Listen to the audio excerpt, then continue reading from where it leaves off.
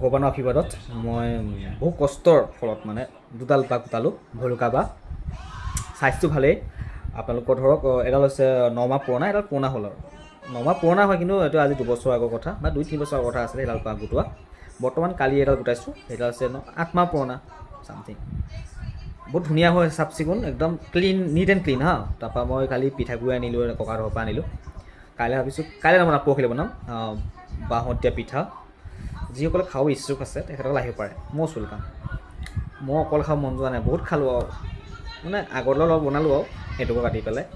গতিকে আৰু অলপমান আছে, এই নতুন ডালত বনাম বুলি ভাবিছোঁ। গতিকে যিসকল খাব বিচাৰে আহিব পাৰে। সোৱাদ ধুনীয়া কিন্তু দেই, বাঁহৰ পিঠা কিন্তু সোৱাদ একদম মজা। খাই নোপোৱা হ'লেও কৈছোঁ, খাই পোৱা হ'লেতো গম পায় সোৱাদটো কেনেকুৱা, বাট খাই নোপোৱা হ'লেতো গম নাপায়। গতিকে খাব আহিব পাৰে, ভগাই খাম, কিয়নো মই অকলে খাম নে কি কোৱা?